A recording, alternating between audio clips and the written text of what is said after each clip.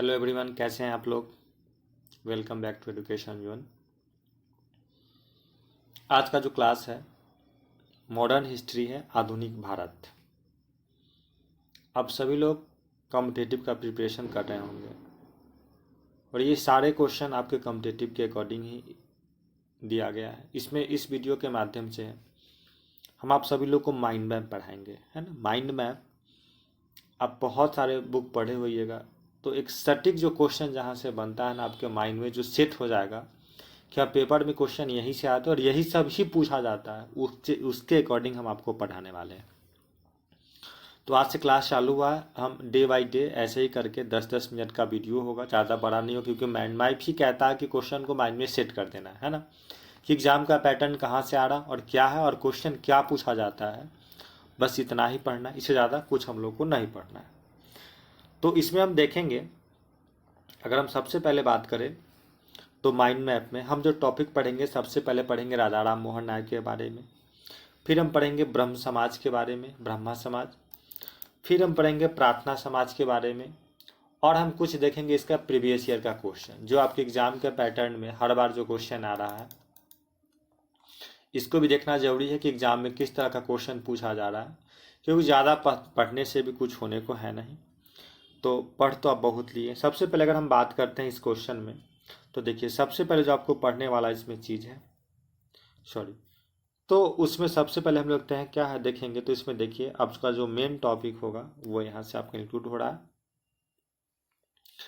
कि सबसे पहले जानिए कि सामाजिक सुधार आंदोलन में अगर कोई सबसे पहले व्यक्ति का हम चर्चा करेंगे तो वो है आपके राजा राम मोहन राय। तो आपसे पहला क्वेश्चन यहाँ से ऑब्जेक्टिव बनता है कि ब्रह्म समाज के संस्थापक कौन थे, तो राजा राम मोहन राय।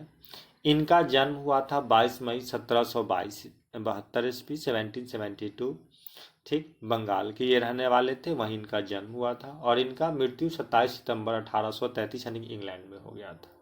इनके पिताजी का नाम था रमाकांत, माता जी का नाम था तारणी देवी, और इनको जो राजा को उपाधि, देखिए हर पहले का जो अंग्रेज का शासन था ना, उसी समय से हर आदमी को अपना अपना उपाधि, अभी जैसे मेडल मिलता है उसी तरह से पहले लोगों को उपाधि मिलता था। अगर कोई व्यक्ति अगर अच्छा काम करते हैं तो उस वजह से उनको उपाधि मिलता था, है ना। तो इन राजा की उपाधि इनको कौन दिए थे, अकबर द्वितीय दिए थे। याद रखिएगा, अकबर नहीं, अकबर द्वितीय दिया गया था। एक क्वेश्चन आपका यहाँ से बनता है कि राजा राम मोहन नायक को राजा की उपाधि कौन दिया था, तो अकबर द्वितीय ने दिया था। हो गया।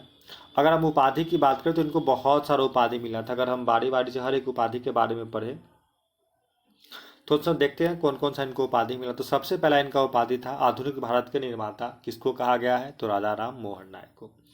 सेकेंड देखिएगा कि भारतीय पत्रकारिता का जनक किसे कहा गया है, तो राजा राम। यही सब क्वेश्चन बनेगा जो 7 पॉइंट है, इसलिए कहा गया माइंड मैप है ना, इसको माइंड में सेट कीजिए, इससे बाहर क्वेश्चन आएगा ही नहीं। तो क्वेश्चन पूछा जाता है कि भारतीय पत्रकारिता के जनक किसे कहा गया है, तो राजा राम मोहन राय। नव जागरण का अग्रदूत राजा राम मोहन राय। भारतीय राष्ट्रवाद का जनक, सुधार आंदोलन का प्रवर्तक, भारतीय पुनः जागरण के जनक और युगदूत के नाम से किसे जाना जाता है, और किसको किसको, तो सारा का आंसर देखिए होगा राजा राम मोहन राय। अगर एग्जाम दिए होंगे कॉम्पिटेटिव का, तो साथ आप ये देखे होइएगा कि आपका क्वेश्चन का एग्जाम का पैटर्न सेम यही सब रहता है। तो ये किया हो गया। अगर हम दूसरा पेज पे देखें, अगर हमारा सेकेंड है, तो अगर हम बात करते हैं तो इनमें इनके पूरा वही चीज़ है जो अभी जस्ट हम पढ़ाएं, जन्म, पिता का नाम, माता का नाम, और इनकी उपाधि के बारे में।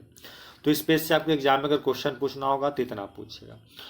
अब अगर हम बात करते हैं कि अपने जीवन काल में इन्होंने क्या क्या किया, तो सबसे पहले बात करते हैं इनके सामाजिक और धार्मिक सुधार आंदोलन के बारे में, ठीक। तो इन्होंने अपने जीवन में क्या क्या किया, तो सबसे पहले अगर सामाजिक की बात करें तो बारी बारी से पढ़ते हैं। देखिए इसमें नंबर बाई नंबर दिया हुआ है कि राजा राम मोहन राय जो थे लगभग 12 भाषाओं के जानकार थे। ये 12 भाषा में अपने बात को रख सकते थे और बोल सकते थे। दूसरी बात था कि 1809 में तुफात उल मुहब्बिदीन पुस्तक यानी फारसी भाषा में इन्होंने लिखा था। और आपसे क्वेश्चन ऐसे पूछा जाता है कि मूर्ति पूजा के विरोध कौन किए थे, चाहे खंडन करना, तो राजा राम मोहन राय ही किए थे।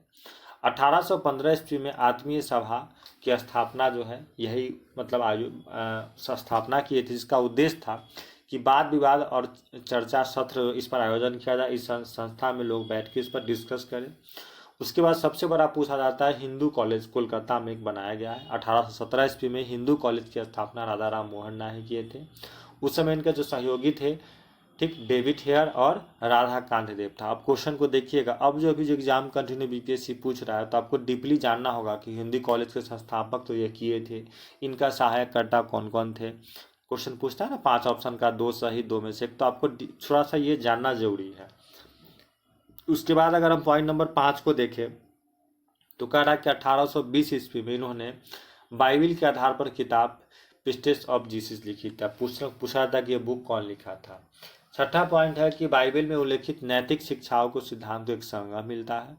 और सबसे ज़्यादा आपका क्वेश्चन पूछा जाता है कि 20 अगस्त 1828 को, ठीक, ब्रह्म समाज का स्थापना हुआ था, जिसका उससे पहले इसका नाम था ब्रह्म सभा, तो इसका नाम बदल के ब्रह्म समाज कर दिया गया था।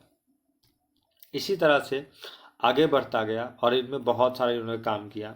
तो सबसे पहला जो अगर बात करें तो 1821 ईस्वी में कलकत्ता में यूएटीएम कमेटी की सबसे पहले स्थापना किए थे। इनका उद्देश्य था कि 21वाद की बढ़ावा देना, सामाजिक सुधार, प्रमुख ब्राह्मण को एक साथ लाना, बाल विवाह के खिलाफ जन्मजात तैयार करना कि बच्चों को बाल विवाह में शादी नहीं करने, इसके खिलाफ थे। तो 2-3-4 पॉइंट इनके था कि 1821 में संवाद कौमुदी समाचार पत्र बंगाली भाषा में साप्ताहिक, अभी पूछता है कि बंगाली भाषा में जो सबसे पहले पत्र मतलब आया था समाचार पत्र, वो क्या था संवाद कौमुदी था।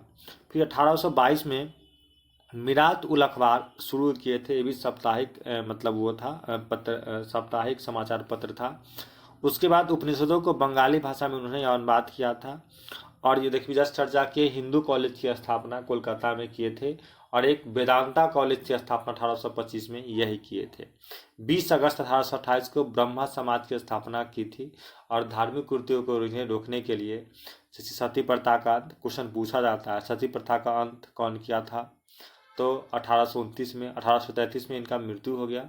और इनका समाधि जो है, क्योंकि हम ऊपर चर्चा कर चुके हैं कि इनका मृत्यु इंग्लैंड में हुआ था, तो ब्रिस्टल एक जगह है, वहीं इनका भी इंग्लैंड में समाधि बना हुआ है वहीं पे। अगर आगे बात करें तो देखिए इनकी मृत्यु के बाद ब्रह्म समाज का नेतृत्व कौन था, देवेंद्र नाथ ठाकुर इन संभाले थे।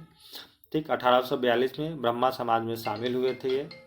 और बंगाली, ठीक, तद्वीर पत्रिका इन्होंने ब्रह्मानुबंध लिखा। और इस सभा के जब स्थापना किए थे तो उस समय इस सभा का जो मेन व्यक्ति था, आचार्य था, उनको केशव चंद्र सेन को इन्होंने नियुक्ति कराया था।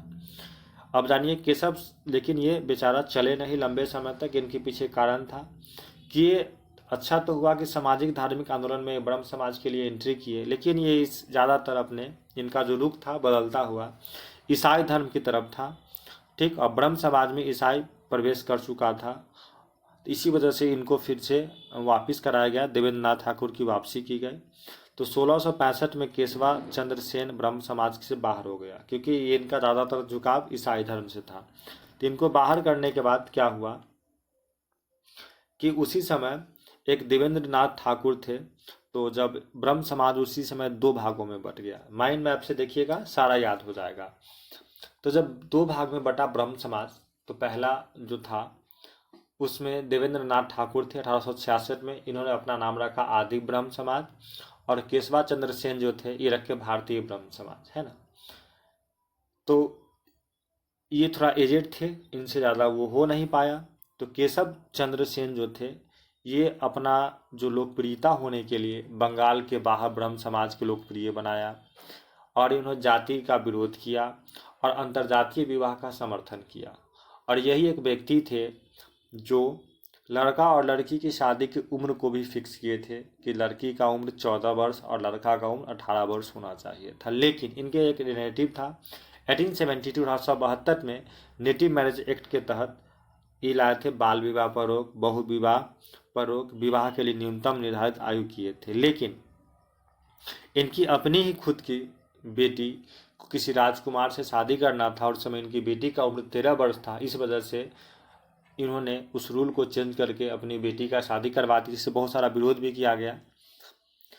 और 1818 में केशव चंद्र सेन के, ठीक, नाराज होने के कारण लोग इन्हें, जो भारतीय ब्रह्म समाज थे, इससे एक अलग बना दिए, पार्टी बनाया, समाज बनाया, जिसका नाम था साधारण ब्रह्म समाज की स्थापना किया गया। अब जब नया बना तो उसके बाद क्या हुआ इसमें देखिए, तो सामाजिक और धार्मिक सुधार में अब आते हैं हम प्रार्थना समाज की स्थापना 1867 मुंबई में हुआ था। इसके जो स्थापना करता थे वो आत्माराम पांडु द्वारा स्थापित किया गया था, पांडुरंग द्वारा। और इनमें जो और व्यक्ति थे, महादेव गोविंद रानडे थे, रामकृष्ण गोपाल भंडारकर थे, ये लोग थे। इनका जो देखिए मेन उद्देश्य क्या क्या था, क्योंकि क्वेश्चन आपका यहाँ से बनता है।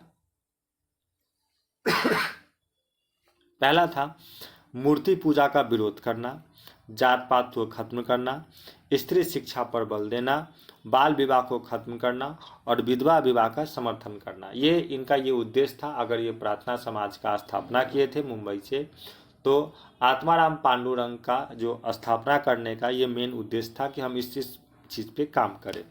अब आप बीपीएससी में अगर क्वेश्चन पूछा जाए किसी भी एग्जाम में, तो आपको ऑप्शनल क्वेश्चन देता है, तो आपको ये सारे पॉइंट याद होने चाहिए, क्योंकि हम लोग पढ़ रहे हैं माइंड मैप। तो माइंड मैप से आपको इसी तरह से याद कराया जाएगा।